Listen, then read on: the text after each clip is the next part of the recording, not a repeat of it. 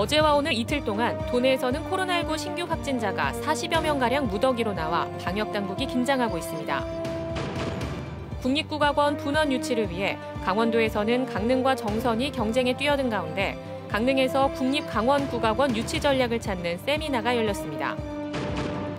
겨울철을 앞두고 간이 상수도를 쓰는 산간 벽지 마을들은 물 부족을 걱정하고 있고 지자체들은 급수 대책 마련에 분주합니다. 강릉 남대천에서 채취한 야생조류 분변에서 조류인플루엔자 항원이 검출됐습니다. 고병원성 여부가 나오기까지 사나흘 걸릴 예정입니다. 안녕하십니까. 뉴스데스크 강원입니다. 어제 하루 코로나19 확진자 23명이 발생한 강원도는 오늘 현재까지 17명이 추가 발생했습니다. 강원도에 따르면 금융 다단계 판매업과 관련된 것으로 추정되는 확진자가 집단으로 나온 인제에서 9명의 확진자가 또 발생했습니다. 어제 철원에서는 교장 연수를 받은 초등학교 교감이 확진됐고 철원군청 직원인 배우자와 지인도 양성 판정을 받았습니다. 원주에서는 5명이, 강릉에서 2명, 속초에서 1명이 추가되면서 접촉자와 자가 격리자도 급증했습니다. 강원도는 확산세가 커지는 만큼 이번 주말 외출을 자제하고 마스크 착용 등 개인 방역 수칙을 철저히 지켜달라고 당부했습니다. 문자 내용도 쓰실 거잖아요.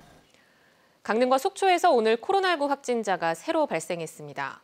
강릉시에 따르면 서울에서 학교를 다니는 10대 청소년이 오늘 오전 코로나19 확진 판정을 받았고 오후에는 가족 1명이 추가 확진됐습니다. 이 학생은 서울 송파구 확진자와 접촉해 감염된 것으로 추정됩니다. 속초에서는 어제 확진 판정을 받은 요양원 종사자에 대한 접촉자 검사를 한 결과 가족 1명이 추가 확진됐습니다. 한편 속초 친정집을 방문한 딸과 사위, 손주 등 4명이 확진 판정을 받았는데 주소지인 용인시 환자로 분류됐습니다. 속초시는 확진자가 근무하는 요양병원을 코호트 격리하고 입원 환자와 종사자 등에 대해 추가 검사를 진행하고 있습니다. 춘천과 철원, 원주 지역에서는 교장 연수에 참여한 초등학교 교감들을 중심으로 코로나19가 확산됐습니다. 수능을 20일 앞두고 학교 방역은 비상인데 정작 학교 방역 책임자가 방역 수칙을 지키지 않아 집단 감염을 자초했다는 비판이 제기되고 있습니다. 김상훈 기자가 보도합니다. 지난 2일부터 6일까지 도내 초등학교 교장 2명과 교감 6명은 원주에서 교장 연수 멘토링 프로그램을 진행했습니다. 그리고 당시 프로그램에 참여한 교감 5명과 교장 1명이 어제 코로나19 확진 판정을 받았습니다. 홍천 2곳과 화천, 철원, 원주, 영월 등 6개 학교가 연관됐습니다. 이 가운데 홍천과 화천 교감은 춘천 환자로 분류됐습니다. 춘천 35번 환자는 코로나19 증상을 느끼고 지난 7일 병원과 약국을 방문했습니다. 하지만 병원에 간 당일과 지난 10일 다른 교직원 9명과 테니스 모임을 가졌습니다. 춘천 36번 환자도 지난 10일 증상을 느껴 약국을 찾았는데 이튿날 화천의 한 음식점에서 교직원 13명과 연수를 가졌습니다. 증상이 있으면 집에 머물러 달라는 방역당국의 지침을 지키지 않은 겁니다. 결국 도내 학교 24곳은 오늘 원격 수업을 진행했습니다. 교직원들은 모두 음성 판정이 나왔지만 매일 건강 상태와 체온을 측정하며 방역에 힘써온 학부모와 학생, 교직원들은 허탈감과 분노를 느끼고 있습니다. 학생이나 교직원이 이렇게까지 노력하고 있는데 최고 관리자의 위치에 있는 사람들이 방역에 책임자라는 사람들이 이렇게까지 방역이 안 되면은 결국 아래에서 노력하는 건 의미가 없거든요. 교장 연수발 집단 감염은 지역 사회로 퍼졌습니다. 철원에서는 연수를 다녀온 교감과 배우자, 지인 등 3명이 확진됐는데 군청 직원이 포함돼 공무원들이 전수검사를 받았습니다. 원주에서도 확진된 교장과 교감의 가족들이 코로나19에 감염됐습니다. 환자 수가 크게 늘자 방역당국은 사회적 거리두기 단계 격상을 고려하고 있습니다. 수도권, 강원권 등의 경우 이미 거리두기 1.5단계 격상 기준에 상당히 근접한 상태로 지금의 환자 증가 추이가 계속된다면 조만간 거리두기 단계 상향 기준을 충족할 위험성이 있습니다. 강원도는 경제 상황을 고려해 시군별 거리두기 격상을 검토하고 주말 환자 발생 추이를 지켜보겠다는 입장입니다. MBC 뉴스 김상훈입니다. 국립국악원 분원 유치를 위해 강원도에서는 강릉시와 정선군이 열심히 뛰고 있습니다. 국립강원국악원 유치를 위한 전략을 모색하는 세미나가 강릉에서 열렸습니다. 홍한표 기자가 보도합니다. 문화체육관광부가 지난 1월 국립국악원 분원 추가 건립에 대한 후속 조치를 진행하는 것으로 알려지면서 유치 경쟁은 더욱 치열해지고 있습니다. 충남 공주와 광주광역시를 비롯해 전국 7개 지자체가 경쟁을 벌이는 가운데 도내에서는 강릉과 정선이 경쟁에 뛰어들었습니다. 국립국악원 제4의 분원인 국립강릉국악원의 설립 전략과 방안을 모색하는 세미나가 강릉에서 열렸습니다.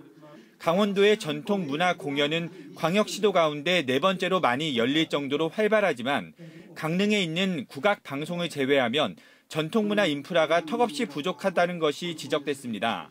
국가 균형 발전 차원에서도 반드시 국립강원국악원이 설립돼야 한다고 강조했습니다. 국립국악원 분원이 부산, 진도, 남원에 집중되어 있습니다. 말하자면 우리나라의 남쪽에 치우쳐 있는데요.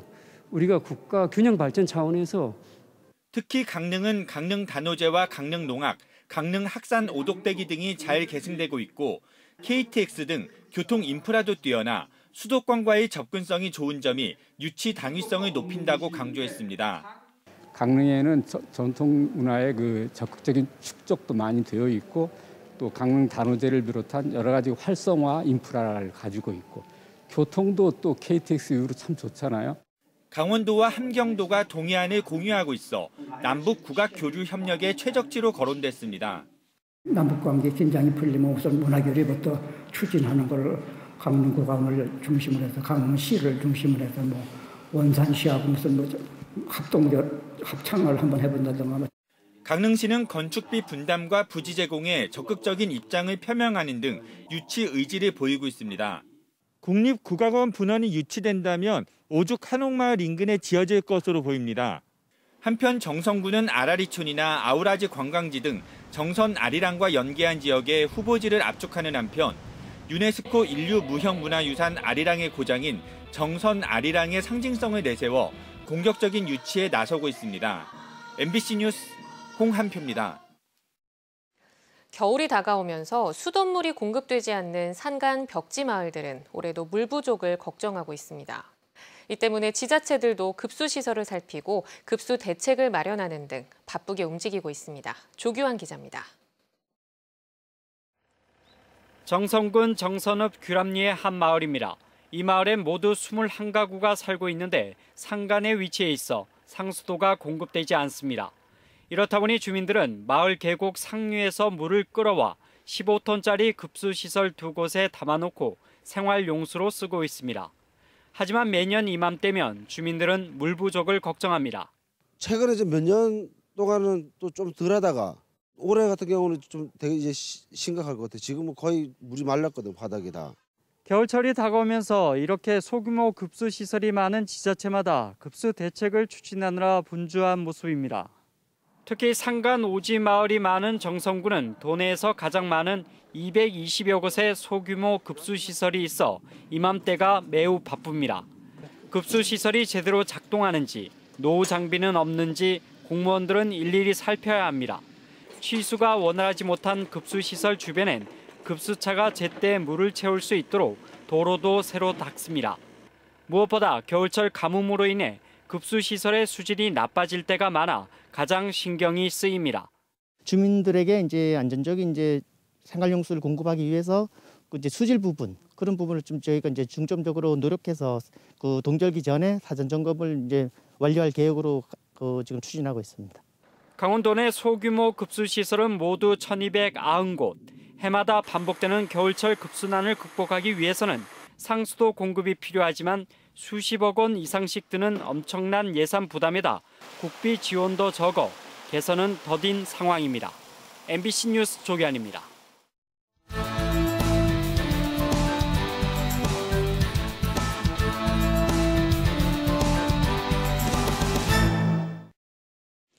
아프리카 돼지열병에 걸린 야생 멧돼지 폐사체가 춘천에서 발견되면서 남아 차단 방역에 비상이 걸렸습니다. 강원도에 따르면 지난 9일 춘천시 사북면 원평리 민통선박 광역 울타리 안에서 발견된 멧돼지 폐사체 한 마리에서 아프리카 돼지열병 바이러스가 검출됐습니다. 이 폐사체는 도내에서 가장 남쪽에서 발견된 사례입니다. 방역당국은 멧돼지 남하 차단을 위해 포획과 광역 울타리 관리를 강화할 방침입니다. 강릉 남대천에서 채취한 야생조류 분변에서 H5형 조류 인플루엔자 AI 항원이 검출됐습니다. 고병원성 여부를 판정하는 데는 사흘에서 길게는 닷새가 걸릴 예정입니다. 이에 따라 농림수산식품부는 채취 지점에 대해 출입을 통제하고 반경 10km 지역을 야생 조수류 예찰 지역으로 설정해 가금 농장에 대한 이동 제한과 예찰 검사를 강화했습니다. 또 철새 도래지와 인근 가금 농장에 대해서는 소독 등 차단 방역을 보다 철저하게 시행할 방침입니다. 장마철 집중호우로 도로가 붕괴돼 차량 통행이 통제되고 있는 정선군 도심 진입도로 구간이 12월 1일쯤 다시 개통될 예정입니다.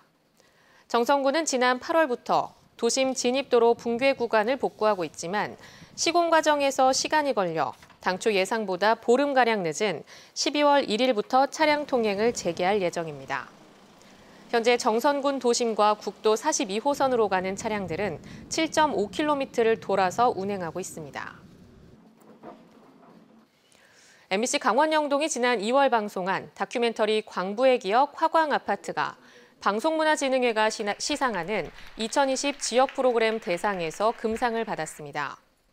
다큐 광부의 기억 화광아파트는 도시재생을 위해 철거되는 탄광촌 아파트의 마지막 모습과 함께 광부들의 삶과 애환을 담았습니다. 이번 시상식은 오늘 서울 한국프레스센터에서 열렸고 전국 12개 지역방송사 작품이 수상했습니다. 고성군이 내년도 국비 확보액이 역대 최대인 1,100억 원에 달한다고 밝혔습니다. 고성군은 내년 국비 사업으로 봉포리 청춘 상상마당 조성 등 특수상황 개발 사업 168억 원을 포함해 산불 피해 지역 복구 나무 심기 40억 원 등 모두 1,106억 원을 확보했습니다. 이와 함께 복합 군민체육센터 건립 20억 원, 군립 간성도서관 38억 원, 지정문화재 정비에 21억 원이 투입됩니다. 동해시가 강원 남부 지역 시군 주민들에게 관광지 입장료와 시설 사용료를 감면하는 조례안을 입법 예고했습니다. 동해시는 삼척과 태백, 정선, 영월 등 4개 시군 주민들에게 동해시 관내 유료 관광지 입장료 50% 감면과 체육시설 사용료 등을 감면하는 징수조례 일부 개정안을 입법 예고했습니다. 이번 조례안은 강원 남부 5개 시군 간의 지역 상생 발전과 현안 공동 협력을 위한 것입니다. 삼척시는 참전 유공자가 사망할 경우 내년부터 배우자에게 매월 10만 원의 수당을 지급하도록 관련 조례를 개정했습니다. 이번 조례 개정에 따라 수당을 받는 배우자는 210여 명입니다. 대상자는 참전 유공자증과 가족관계 증명서 등을 읍면동 행정복지센터에 제출해야 합니다. 강원 뉴스 마칩니다. 고맙습니다.